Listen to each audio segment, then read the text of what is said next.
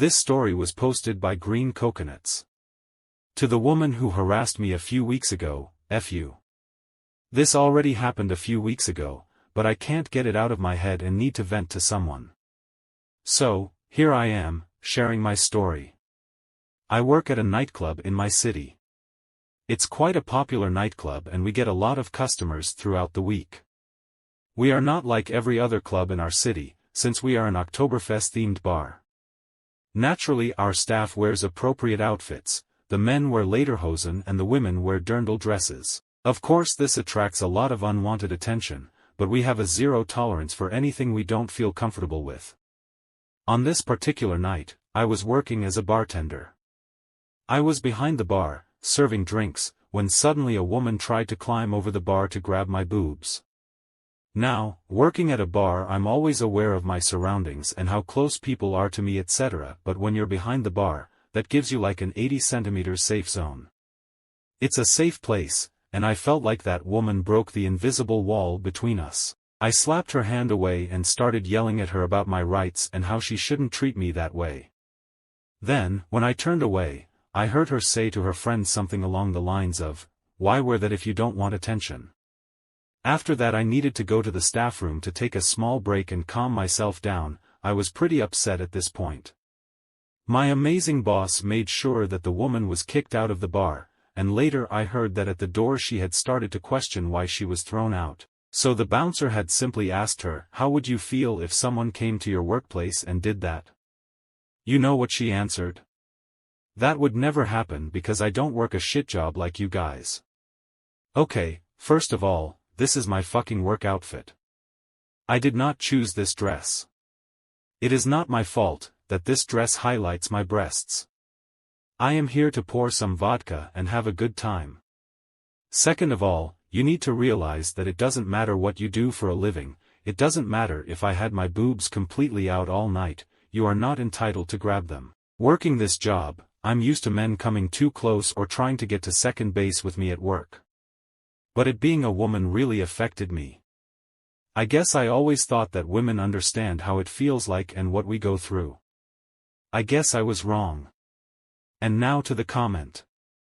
I bartended for a long time when I was younger and I really feel that invisible wall you're talking about, and someone breaking it can really shake you. Don't let that miserable asshole get to you though, someone like that isn't worth your time or headspace. I'm glad you have a good boss and co-workers who have your back, which is worth its weight in gold when you work a bar/club. Op replayed. Yeah, I really got lucky with my co-workers.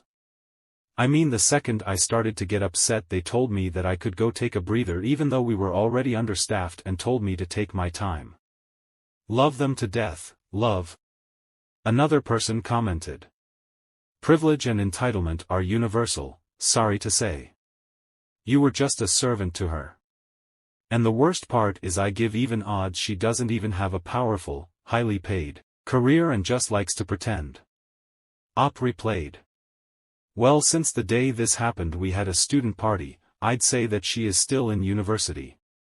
Usually student parties are great since most students work in customer service too and understand if something goes wrong, but there are obviously some exceptions. Another person commented.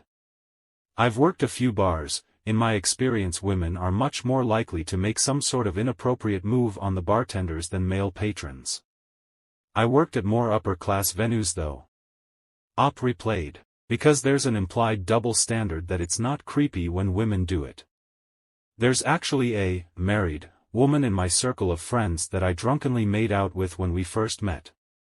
She kept trying to kiss me every time I saw her after that. As my boyfriend at the time, now husband, and I got more serious, I told her it had to stop because I consider it cheating and I would hate it if he was kissing someone else. All the women in this group jokingly smack each other on the butt and stuff, again, because it's somehow okay when women do it, but it doesn't feel very funny when she does it. After we had that talk she pouted for a while, then she pinched my ass a couple of times and I laughed it off, but lately it's escalated to full-on groping when she gets drunk. I like her a lot when she's not trying to give me a breast exam, but I don't know how to tell her that it's really inappropriate and it needs to stop. I usually try to spin out of her grasp when she goes for it. Her husband thinks it's funny and even encourages her. Our second story was posted by XIX Butterfly. An entitled boss that gets what she deserves. You know the setup: first-time poster, long-time lurker. On mobile, so crap formatting. English is my first language, but I'm on meds, so sorry for any bad grammar/spelling. The cast. Bulldog, entitled boss, the anti-hero of so many stories. Me, your entertainer for the longevity of the post-HB, my hubby of 15 years. 6 feet 5 inches, 280 pounds of pissed-off redneck. CW1 and CW2, coworker 1 and 2 department head, Bulldog's boss, company head, everyone's boss. So, this is almost a decade ago, but to give some backstory, I am 5 foot nothing, about 140, and cheery and happy but have a bad temper. I had started at my place of employment, and not wanting to ruffle feathers and prove to the higher-ups that I was good people, I let myself get walked on a lot. This includes staying late without pay, working weekends on a Monday to Friday job, sometimes getting paid, sometimes not, and we dealt with a lot of clients, who all actually loved me and hated her with a passion because, well, she's a bitch. So, in our line of work we had radios that I, Bulldog, coworker 1, CW1, and coworker 2, CW2, would use to talk to each other with clients within hearing distance. I would get chastised all the time over the radio by Bulldog. We drove buses that held disabled clients and low-income clients, and I was usually on the road the full 8 hours of my shift, while Bulldog, our dispatcher, CW1 and CW2 would have at least 3 or so hours of downtime a day. Bulldog hated me because of my attitude and the fact that almost every client we had would rather ride with me. After about a year, and my almost walking out twice, it got really bad. One specific day she had asked me to cash out or deposit box so she could take the money to the bank and get the check for the month that we turned in to our department head. She wrote her directions down, and I followed them to a T. She comes back in after taking a 2-hour lunch. I didn't get one that day because she was gone so long, and she is pissed when she sees how I laid everything out on her desk. I point out that it's literally in the exact way she has written on her directions, which I placed next to the paperwork. Now, for a visual, she is about 4 feet 10 inches and probably close to the 350-pound range. So she is shorter than me, but much more rotund. She gets her fat nasty ass and starts chest bumping me, like a dude about ready to fight, and starts screaming that I did it wrong. She doesn't care what she wrote in the directions, I was wrong. She is balling up her fists and threatening to call our department head on me to get me fired. I explain how that would be impossible since I already sent her pictures after I laid everything out, with her directions in view. This makes her even more angry, and thankfully this is when CW1 comes in from her last run and separates us. She yells at Bulldog and tells her she needs to go home and cool off. The next day, she acts like normal. Still a bitch, but not trying to fight me. Fast forward about 2 months, and I had gotten a horrific infection in both eyes and am not allowed to drive due to them being constantly dilated until they started to heal. This pisses Bulldog off because now she has to drive my routes, a full, 8-hour day worth of driving, and still has to do her job at the end. I leave early the entire first week of this, and the first 3 days of the next week. This is also at a time when her 18-year-old daughter is leaving her to move to Vegas. She goes home with her 8-year-old, she always brought her back to the office if her husband was at work. About 7 that night, my husband and I are at the pharmacy, picking up another dose of meds, and CW2 calls me. Bulldog is in jail. I'm shocked, excited, and curious. I yell out in the middle of the pharmacy at my husband, holy shit. Bulldog is in jail. Then I start asking her questions. Apparently, she was pissed at me and upset that her eldest was leaving. So, she did what any entitled parent would do, and started beating the life out of her 18-year-old. The 8-year-old ran out and went next door, telling them what was happening. Because we live in a small town though, the neighbors didn't call the cops, not wanting to get anyone in trouble. After about an hour of physical fighting, the 18-year-old managed to get away, with a busted lip, both eyes blackened, a broken arm and wrist, and multiple bruises, and Bulldog decides she wants her 8-year-old. Unknown to her, her husband was called by the neighbors and was on his way to get the 8-year-old, telling the neighbors under any circumstances, do not let her go back with Bulldog. So, Bulldog comes banging on their door and they respond with they aren't letting her go with her, to wait for her husband. Bulldog won't have any of this, and calls the cops. Cops get there right after the husband, with Bulldog smirking, thinking the neighbors are about to get it. Everyone starts being interviewed and the truth comes out. The cops find the 18-year-old beat the hell up at the ER, and she presses charges, so they arrest Bulldog for battery, assault, and something with a minor, I think endangerment or something along those lines. After Bulldog gets booked, her husband calls CW2, how she found out about the arrest, and tells her he needs to know what to do about her work, since she will obviously not be there in the morning due to him wanting to leave her in jail. He comes up as soon as the department head comes in the next morning, tells her everything, shows her the police report, all of it. Department head then gets a call from Bulldog's aunt, and she says that Bulldog is sick and can't come in. My super smart-ass department head counters with, oh, did she catch something in jail last night? And apparently the aunt hung up.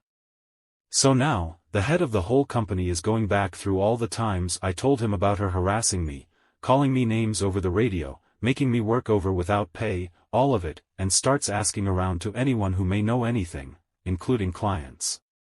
After 2 days of him going through my statement, the statement of CW1, and CW2, along with many others, he has more than enough to fire her. The following Monday, I'm still in the office with my eyes dilated and department head comes rushing in, grabbing all our cash from clients, and fathering up all my personal effects. She tosses my stuff at me and has CW1 take me to a safe place off property so they can fire her.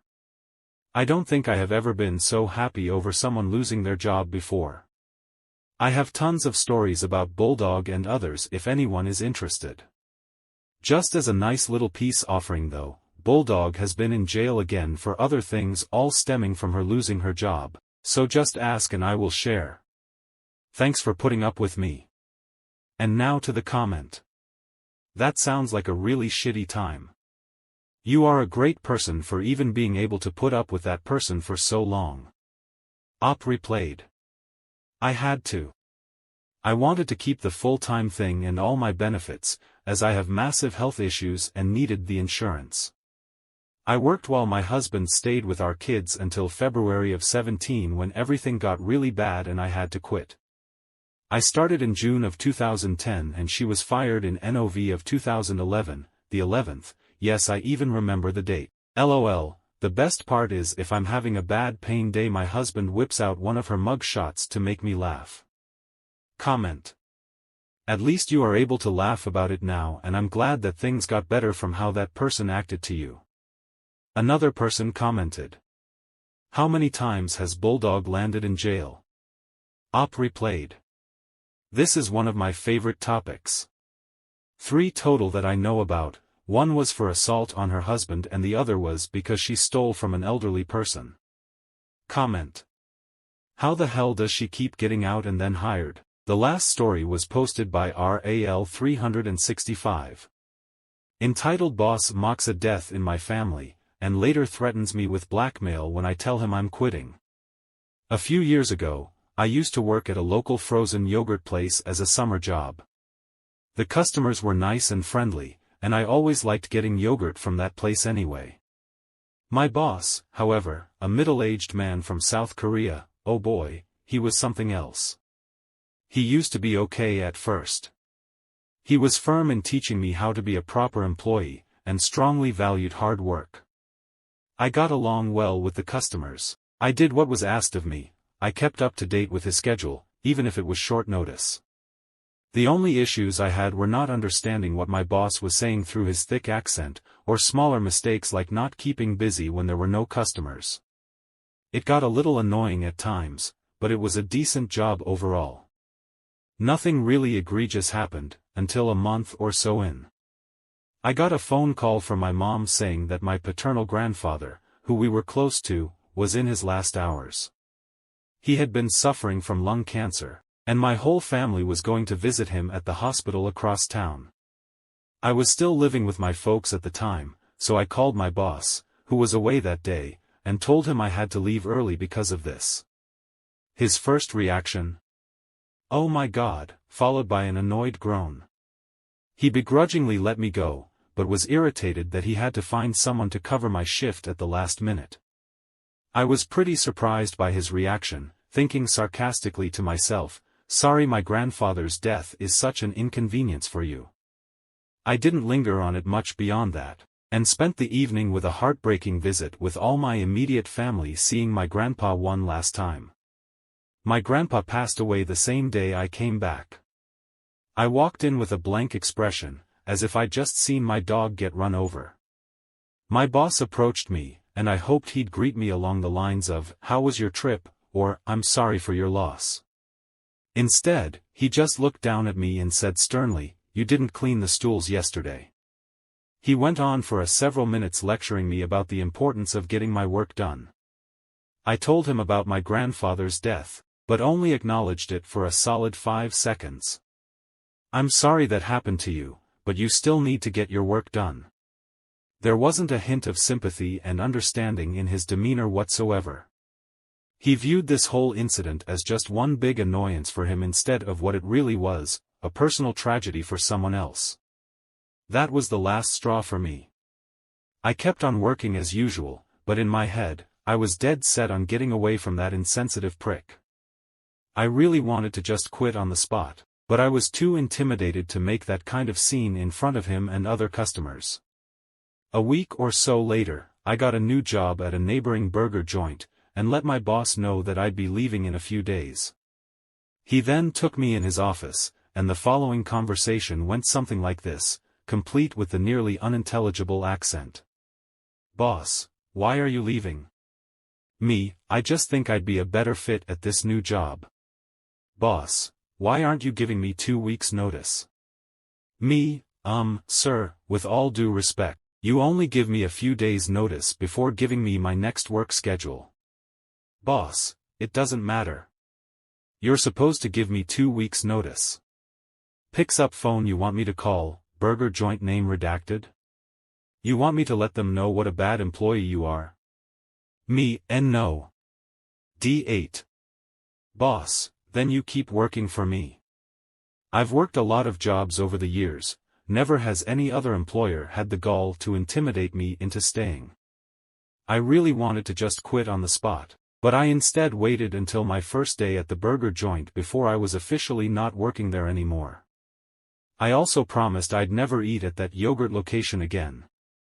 My old boss kept running the store, but eventually, it became so unattractive that it went out of business just a couple years later.